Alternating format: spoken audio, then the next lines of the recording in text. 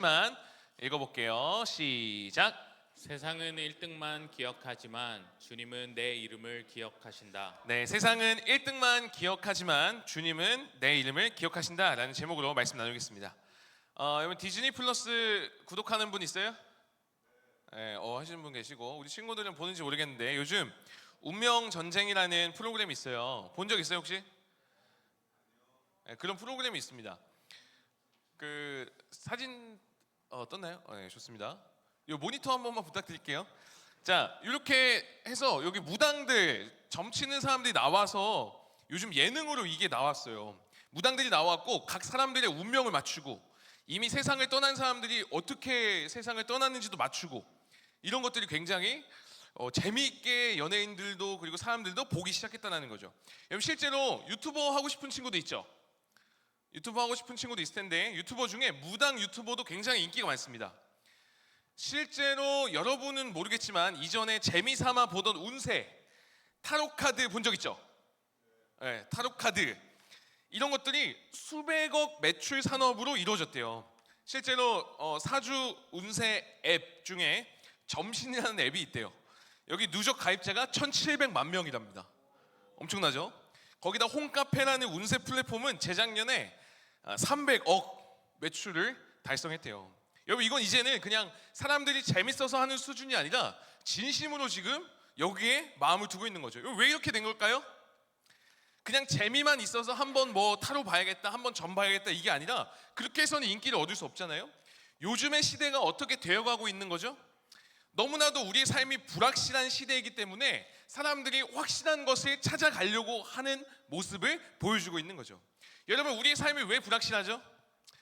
저와 여러분이 살며 어릴 때부터 자라면서 여러분도 지금 자라고 있는데 자라가고 있는데 이 세상의 광고들 그리고 사람들의 말들 사람들의 평가나 모습들을 보면서 이게 있어야 확실하게 행복해 이게 있어야 돼 확실한 것이라고 나도 모르게 배우고 나도 모르게 잘못 알면서 자라가고 있다는 거죠. 무슨 말이냐면 여러분 우리가 확실하게 여기는 거 이거 있으면 진짜 나는 행복하다라고 얘기할 수 있는 거 있어요? 확실하게 말할 수 있는 거 있어요? 여러분 뭐 있으면 행복할 것 같아요? 보통 사람들은 뭐 있으면 행복하다 그래요? 돈 맞아요. 또 차, 또 집. 목사님은 차도 있고 집도 있는데 근데 차가 쉽지 않아요. 그 집도 사실 목사님 이제 신발장 정도만 이제 목사님 거고 나머지는 은행 거고. 여튼 여러분 우리가 자꾸만 불확실한 시대에 살아가다 보니까 이게 있어야 확실해 라는 세상의 이야기를 듣고 그걸 쫓아서 살아가는 게 요즘의 시대라는 거죠. 근데 여러분 그게 진짜로 행복을 주나요? 방금 얘기했던 거 돈 진짜 행복을 줘요? 사랑 진짜 행복 줘요? 우리 친구들 중에 연애하고 싶은 친구도 있잖아요. 그죠? 연애 이게 진짜 행복을 주나요? 여러분 그게 진짜로 확실하게 행복을 준다면 왜 돈 많은 사람들이 왜 만족을 모르고 계속 돈을 쫓아 살아가다가 왜 안타깝게 죽음을 맞이하는 거죠? 여러분 성공했다고 하는 사람들 중에도 왜 그런 범죄나 마약에 자꾸 연루되는 거죠? 이거 성공했으면 행복해야 되는 거 아니에요? 그러니까 돈도 사랑도 성공도 결국은 확실한 행복을 주지 못한다는 거예요. 오늘날 시대는 이 불확실한 삶을 살아가는 우리이기에 어떤 것이 확실한 것인지 어떤 것에 내 삶을 맡기는 게 확실한지 답을 해주지 못하는 시대인데 우리는 자꾸 자라오면서 돈이 많아야 돼 성공해야 돼 사랑에 성공해야 너는 행복할 수 있어 라는 잘못된 이야기 속에 우리가 물들어서 가고 있다는 거죠. 우리 모태솔로들 있잖아요. 네, 괜찮아요? 네, 괜찮습니다. 우리 모태솔로들 연애하면 행복할 것 같잖아요. 그죠? 연애하면 진짜 너무 행복하고 좋을 것 같잖아요. 근데 연애하는 친구들 여기 있잖아요. 그죠? 연애하는 친구들 한번 속으로 한번 생각해 보세요. 왜 웃죠? 연애 벌써 행복해요? 그냥 생각만 해도? 연애하는 친구들 한번 속으로 대답해 보세요. 여러분 연애하면 행복해요? 행복한가요? 계속 행복해요?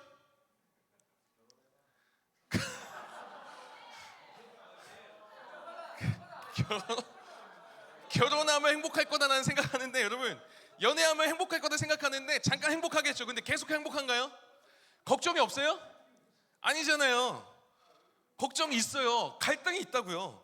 분명 서로 좋아해서 만났는데 서로 갈등이 있어요. 서로 싸우기도 하고 다투기도 하고, 분명히 이렇게 내가 살아가면 괜찮을 줄 알았는데 또 고민이 생기고 또 걱정이 된다고요. 즉 연애라는 게 확실한 행복이라 말할 수 없다라는 거죠.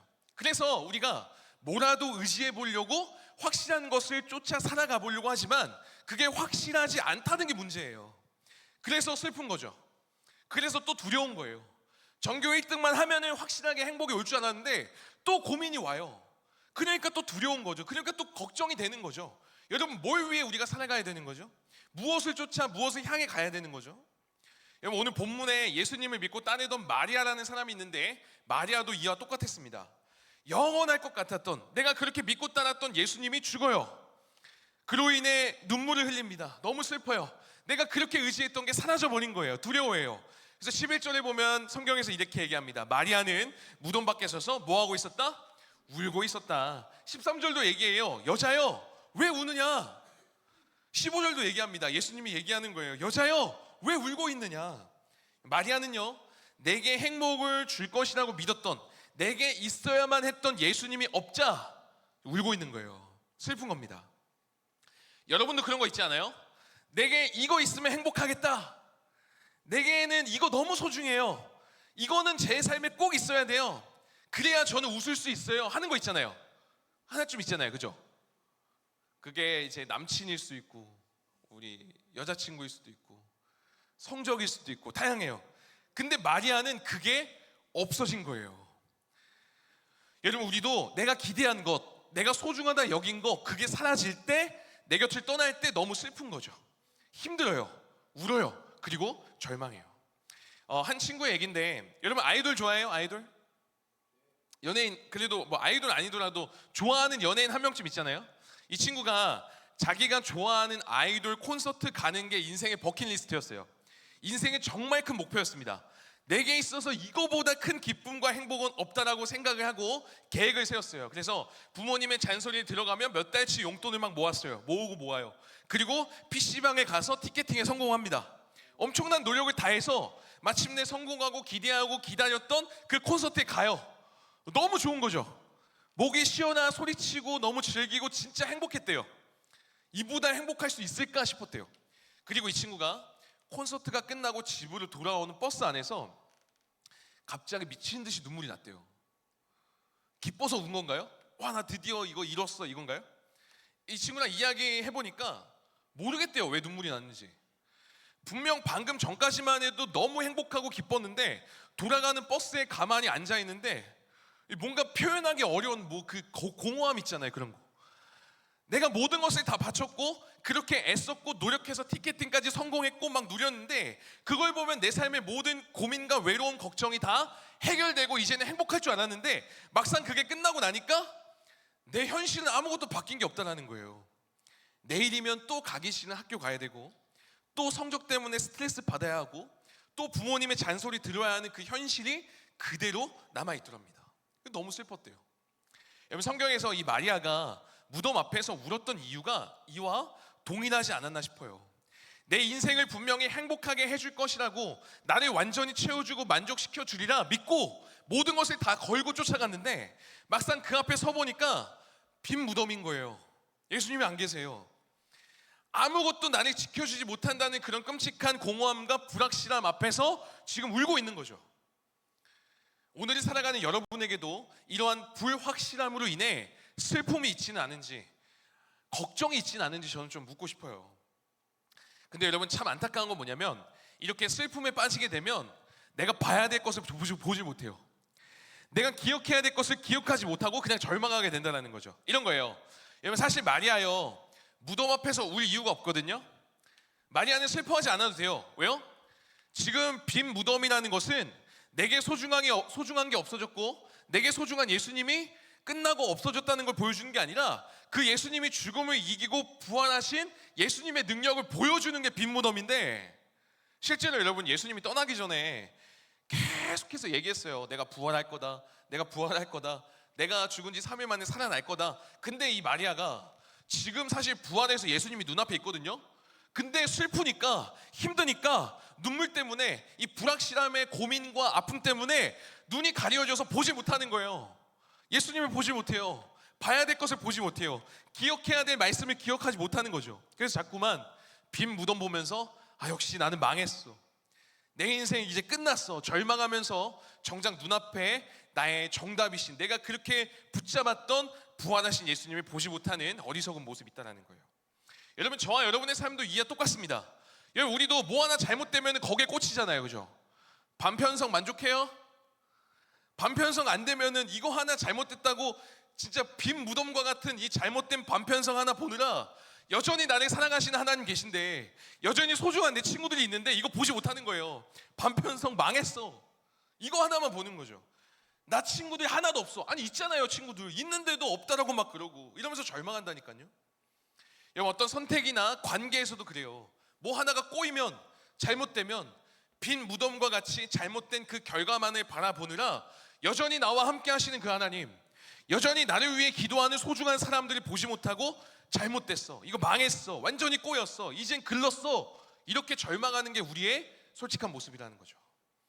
친구가 답장 늦으면 어떤 생각부터 들어요? 나 싫어하나? 이런 생각 들지 않아요? 성적 잘 안 나오면 그때 안 나올 수도 있는 건데 내 인생 끝났어, 자꾸 이래요. 이제 나 사랑 못 받겠네, 이렇게 얘기하는데 지금 누군가 표정이 안 좋으면 저도 마음이 어때요? 내가 지금 뭐 잘못하고 있나? 이런 생각 들잖아요. 우리도 기도 응답이 잘 안 되면 하나님 나 싫어하시나, 이런 생각들. 계속 안 되는 거, 빈 무덤만 바라보면서 정작 봐야 될 것을 보지 못하는 어리석은 모습 우리에게 있다는 거예요. 근데 그런 어리석은 모습 있는 안타까운 우리의 삶에 은혜가 주어집니다. 그런 우리의 삶을 그냥 두지 아니하시고 예수님이 찾아오세요. 어떻게 다가오세요? 예수님이 어떻게 다가오세요? 야, 내가 그렇게 얘기하지 않았냐? 내가 부활한다고 그렇게 얘기했는데 왜 이걸 기억 못하냐? 너 붕어도 아니고 왜 기억 못해? 예수님 이러세요? 이러지 않으세요. 이러지 않으시고 오직 딱 한 단어, 그녀의 이름을 따뜻하게 부르세요. 마리아야. 16절에 나와요. 예수께서 마리아야 하고 부르셨다. 예수께서 서하나 라고 부르신 거예요. 예수께서 예준아 라고 부르신 거예요. 예수께서 서연아 라고 부르신 거예요. 지금 나는 힘들어서 절망하고 있는데 예수께서 건민아 라고 부른 거예요. 예수께서 주은아 라고 부른 거라고요. 내가 지금 잘하는 게 없어서 지금 상황이 꼬여서 지금 힘들어하고 예수님 보지도 못하고 있는데, 그런 나를 책망하지 않고 예수님 다가와서 해담아 불러주신 거라고요. 이건 여러분 그냥 아무 감정 없이 그냥 야 해담아 이런 느낌이 아니에요. 죽음을 이기시고 능력이 있으신 그 예수님께서 정말 따뜻하고 인격적이고 사랑스러운 목소리로 그 이름을 기억하고, 여러분의 이름을 기억하고 불러주신 거예요. 여러분, 예수님은 이 땅에 오셔서 우리를 위해 십자가 지시고 부활하사 이제 내 할 일 끝, 그리고 하늘에 계신 분이 아니라 지금도 여기 있는 여러분의 이름을 한 명 한 명 한 명 정확하게 부르시고 기억하시고 찾아오시는 분이 우리 예수님이세요. 그렇기 때문에 은혜예요. 그렇기 때문에 이걸 우리는 복음이라고 하고 성경은 계속해서 소개하는 겁니다. 여러분, 요한복음 10장 3절에 보면 이런 말씀이 있어요. 문지기는 목자에게 문을 열어주고 양들, 우리를 뜻합니다. 우리 양들은 그의 목소리를 알아듣는다. 그리고 목자는 자기 양들의 이름, 여러분의 이름을 하나하나 불러서 이끌어 가신다. 목자이신 우리 주 예수님께서 양과 같은 우리의 이름을 하나하나 불러서 이끌고 가세요. 여러분, 실제로 성경에 보면은 많은 인물들의 이름을 주님께서 부르세요. 아브라함아 부르시고 그 삶을 바꾸시고, 모세야 부르시고 그 삶을 바꾸세요. 또 어떻게 해요? 사울아 사울아 부르시고 그 인생을 바꾸신다고요. 근데 이거는 여러분 그들이 특별해서가 아닙니다. 특별한 사람들에게 일어나는 일이 아니라 오늘날 살아가는 모든 그리스도인들에게, 여러분에게도 동일하게 일어나는 사건이라는 거예요. 동일하게 여러분도 경험할 수 있는 은혜라고요. 주님께서 저와 여러분의 이름을 어떻게 하신다고요? 기억하사 부르신다고요. 그렇게 부르실 뿐 아니라 여러분의 이름을 결코 잊지 않으세요. 기억하고 계세요. 여러분, 이 굉장한 큰 은혜 아닌가요 이거? 누군가 내 이름을 불러주는 거, 그것도 여러분 엄청 대단한 존재가 여러분의 이름을 기억하고 불러준다는 것만으로 되게 감격스럽지 않겠어요? 이런 거예요. 여러분, 연예대상, 가요대상 그런 데서 수상자가 뭐 아이브, 또 누구 있죠? 라이즈, 고윤정, 뭐 박보검, 너무 옛날 사람인가요? 요즘 누구 있죠? 네. 이런 사람들, GD 이런 데서 나와서 그 사람들이 GD는 좀 옛날 사람이긴 한데 근데 요즘에도 좀 핫하잖아요, 그죠? 네. 라이즈. 여튼 이 사람들이 수상하면서 수상 소감에 여러분의 이름을 불러준다고 한번 생각해 보세요. 저는 건민이랑 친한 사람이었는데 이렇게 성공해서 이 상을 받습니다. 그럼 막 감격스럽지 않겠어요? 어깨 막 이렇게 올라가고. 예? 차은우가 얘는 사실 나랑 차은우 나락이죠. 예, 박보검이 얘는 나랑 같이 놀던 친구입니다 하면서 이렇게 이름을 불러준다면, 예? 손흥민이 나와서 인터뷰 때 우리 동네에 살던 해담이랑 나는 같이 축구하고 자랐습니다 하면 해담이 막 어깨 뿜뿜하고 친구들 막 장난 아니게, 그죠? 여튼 여러분, 우리 주님이 영원토록 그렇게 여러분의 이름을 잊지 않고 기억하고 불러주신다고요. 이사야서 49장 16절을 보면 이렇게 얘기해요. 보아나 예루살렘아, 내가 내 이름을 손바닥에 새겼고 내 성벽을 늘 지켜보고 있다. 이 말이 뭐냐면, 여러분이 슬플 때나 힘들 때나 좋을 때나 기쁠 때나 언제나 우리 주님이 여러분이 잊지 않고 바라보시고 기억하시고 사랑하신다는 것, 이게 정말 이 불확실한 시대 속에서 우리가 붙잡아야 될 확실한 은혜이고 진리이자 복음인데, 자꾸 우리 삶이 뭔가 꼬이면 슬픔에 빠져서 두려움에 빠져서 이걸 자꾸 우리가 잊어버리는 거죠. 보지 못해요. 또 슬퍼하면서 빈 무덤 바라보고 망했어 그러고. 근데 여러분, 그 상황에서 여러분 분명하게 기억하십시오. 뭘요? 하나님은 여전히 여러분 사랑하신다는 거예요. 여러분의 이름을 잊지 않고 불러주신다는 거, 언제나 변함없이 여러분을 향한 마음이 있다는 거 잊지 마시기 바랍니다. 여러분, 내가 뭘 잘해서 기억해 주시는 건가요? 열림터 뭐 3개 맞춰서 기억해 주세요? 그런 거 아니라고요. 세상은 1등만 기억하는 진짜 더러운 세상이잖아요. 1등만 기억해요. 그런데 하나님은 다르다고요. 우리 주님 다르세요. 여러분의 외모가 어떻든, 여러분의 성적이 어떻든, 여러분의 성적 그 등급이 어떻든, 여러분의 집이 얼마나 잘 사는지 전혀 상관없어요. 여러분의 어떤 이력서나 성적이나 외모나 배경을 보고 사랑하시는 분이 아니라고요. 우리 주님 조건 없으세요. 조건 없는 그 사랑, 그래서 은혜이고 그래서 이거는 복음일 수밖에 없는 거죠. 여러분, 지금 부활하신 예수님이 마리아에게 나타나셨어요. 근데 여러분, 예수님 부활하셔서 마리아에게 나타났거든요. 여자에게. 당시의 여자는요, 제가 비하하는 거 아니에요. 또 목사님 막 그러지 마세요. 비하하는 게 아니라 그 당시에는 실제로 여자 같은 경우는 전혀 영향력이 없었어요. 인지도를 가질 수 없었던 게 여자였고, 마리아라는 삶 자체가 전혀 주목받을 수 못했던 아싸였는데, 그런 여인에게 예수님이 먼저 와주셨고 찾아와 주셨다? 자격 없는 자에게 주어지는 하나님의 은혜라는 겁니다. 그러니까 여러분, 자꾸 하나님 앞에 자격 따지지 마세요. 자꾸 내가 이런 사랑을 받을 수 있을까? 이런 내가 주님께 기억이 될 수 있을까? 아니요, 사랑 받을 수 있어요. 사랑한다 말씀하신다고요. 그리고 여러분 기억하십시오. 아까 성경에서 읽었죠. 여러분의 이름을 손바닥에 새기고 잊지 않으신다고요.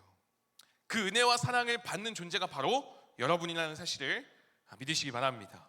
이거 분명히 기억하세요. 그래야 여러분, 또 빈무덤 같은 상황이 왔을 때, 힘든 상황을 마주했을 때 이거 분명히 다시 떠올려야 돼요. 나 여전히 그래도 사랑받는 존재야. 나 여전히 기억되는, 하나님이 잊지 않으시는 존재라는 거. 그래야 여러분, 상황이 힘들어도 소망 품고 이 불확실한 이 세상에서 다시금 확신 갖고 소망 가운데 갈 수 있다는 거예요. 이 세상은 여전히 불확실합니다. 그러나 우리에게는 확실한 게 있어요. 뭐라고요? 예수님이 날 사랑하신다는 거. 그 사랑하시는 예수님이 생명을 우리에게 주셨다는 거. 그 예수님의 죽음과 부활로 인해 내가 죽어야 할 죄의 값을 다 지불되었고, 또한 예수님과 함께 우리가 부활로 새로운 삶을 살아갈 수 있다는 거. 이건 여러분, 불확실한 시대를 살아가는 우리에게 확신을 주는 겁니다. 어떤 확신이죠? 상황이, 환경이 흔들릴 수밖에 없고, 불안하고 두렵고, 내가 실제로 너무 부족해요. 친구들과 비교했을 때 잘난 게 없어요. 실수했어요. 넘어졌어요. 그러나 완전히 무너지지 않을 뿌리가 된다고요. 내가 다시 새롭게 살아갈 수 있을 거라는 확신으로 다시 일어설 수 있다고요. 지금이 끝이 아니라는 확신, 이대로 끝나지 않을 거라는 그 확신, 그리고 여전히 사랑받고 있다는 그 확신, 나에게는 여전히 소망이 있다는 그 확신을 품고 살아갈 수 있다는 겁니다. 이 확신으로 살아가는 것, 그것이 그리스도인이고 하나님의 자녀이고 바로 우리들임을 이야기하고 있는 겁니다. 말씀을 맺도록 하겠습니다. 여러분, 불확실한 시대를 살아가는 슬픔에 잠겨있던 마리아와 같은 우리에게 여러분은 오늘 메시지가 어떻게 들렸는지 모르겠어요. 나에게 다가오시는 예수님의 은혜, 여러분의 이름을 잊지 않고 불러주시는 그 은혜로 다가왔다면 이제는 여러분 또한 그 은혜를 전하는 자가 되었으면 좋지 않을까 싶어요. 여러분, 은혜를 받은 마리아가 이제 부활하신 예수님, 내가 그토록 찾았던 예수님과 만났잖아요. 그렇게 그냥 행복하게 살았더라 하면 해피엔딩으로 끝나요. 근데 예수님이 여기서 사명이라는 거 주세요. 부르셔서 이렇게 살아가길 말씀하세요. 이건 저와 여러분에게 하시는 하나님의 말씀입니다. 17절 한번 볼까요? 이렇게 얘기하세요. 예수께서 마리아에게 말씀하셨다. 내게 손을 대지 말아라. 내가 아직 아버지께로 올라가지 않았다. 이제 내 형제들에게 가서 알려줘라 하는 사명을 주세요. 이제 하나님을 알아야 되는 다른 이들에게 가서 전하라는 거예요. 그렇게 마리아는 제자들을 향해 갑니다. 그리고 예수님을 전하는 증인이자 사명자로 살아가게 되는 거죠. 18절에 보면 이렇게 얘기해요. 실제로 막달라 마리아가 제자들에게 가서 전합니다. 이렇게 해서 끝이 나죠. 저는 이제 우리가 그렇게 좀 살아가면 어떨까 싶어요. 그 은혜를 받았기에 그 확실한 사랑 내게 찾아오셨고 나를 변함없이 사랑하시는, 잊지 않으시는 그 은혜 때문에 우리가 예배 드리는 거예요. 여러분, 오늘 두 쫑쿠 준다 해서 예배 드리는 게 아니라, 그래서 오는 게 아니라 주님이 날 사랑하시니까 감사해서 우리가 예배 가운데 나오는 거고, 감사함으로 우리가 찬양하는 거고, 감사함으로 우리가 워십하는 거고, 그 은혜 때문에 찬양팀도 하는 거고요. 그 은혜 때문에 우리 워십도 하는 거고요. 그 은혜 때문에 우리가 학교에서 또 기도 모임 해보려고 하는 거고요. 다양한 모습으로 살아가려고 하는 거죠. 여러분, 예수님의 사랑이 이렇다고, 예수님이 내게 베푸신 은혜가 이거라고 보여주는 거죠. 미국의 한 목사님이 미국 루이지애나 주라는 곳이 있어요. 거기 앙골라 교도소라는 곳이 있는데, 여러분 뭐 거기 안 갔으면 좋겠고, 여러분 이 교도소는 가장 끔찍한 폭력적인 감옥이었는데 이 교도소가 좀 유명해졌어요. 왜 유명해졌냐면 그 교도소 내에 성경 공부와 예배를 드리면서 수많은 죄수들이 복음으로 변화된 곳으로 유명합니다. 그래서 한 목사님이 실제로 무기징역, 평생 감옥에서 있어야 될 수밖에 없는 그 사람한테 이렇게 물어봐요. 당신은 평생 이곳을 나갈 수 없을 텐데 남은 평생을 이곳에서 보내야 된다는 막막한 현실을 어떻게 감당하고 계십니까? 우리에게도 하는 얘기 같잖아요. 여러분, 막막한 현실을 어떻게 감당하며 살아가겠어요? 근데 이 질문을 받은 죄수가 이렇게 얘기해요. 잘 들어보세요. 선생님, 제가 이곳에 오기 전에는 어떤 사람이었는지, 그리고 예수님께서 제 영혼에 가져다 주신 자유로 인해 지금 제가 어떤 사람이 되었는지 아신다면, 제가 제 정신을 차리기 위해 이 감옥에 와야만 했던 것이라면 저는 남은 평생 이곳에서 보내도 행복합니다. 오히려 제 부모님을 위해 기도해 주세요. 그들은 자신이 자유롭다고 생각하지만 사실은 하나님 없는 그들만의 어둠의 감옥에 갇혀 있습니다 라고 얘기해요. 오히려 갇혀 있는 사람이, 하나님이 모르는 사람들이 어둠의 감옥에 갇혀 있다라고 표현하는 거죠. 사랑하는 여러분, 어둠의 감옥에 갇혀서 그 빈 무덤 때문에 슬퍼하는 이들에게 확실한 은혜가 있다는 거, 확실한 사랑이 있다는 거, 그 예수님을 우리가 알리고 전해야 되지 않겠어요? 불확실한 이 세상에서 여러분, 확실한 것을 붙잡고 나아갑시다. 예수님이 나를 사랑하신다는 거, 그 사랑하시는 예수님이 나에게 생명 주셨다는 거, 그 예수님의 죽음과 부활로 인해 내가 죽어야 될 그 죄의 값은 지불되었고 나 또한 예수님과 함께 부활하여 새로운 삶을 살아갈 수 있다는 거. 그래서 상황이, 환경이 흔들리고 불안하고 두렵고 내가 또 넘어질지라도 나는 완전히 무너지지 않는다. 내가 힘이 있어서가 아니라 나는 다시 사랑받고 나는 다시 살아갈 수 있다. 내 인생 이대로 끝나지 않는다. 나 여전히 사랑받고 있다. 주님이 날 여전히 기억하신다. 이 확신 가운데 살아가는 저와 여러분 되기를 주님의 이름으로 축복합니다. 우리 반별로 한번 모여보도록 하겠습니다.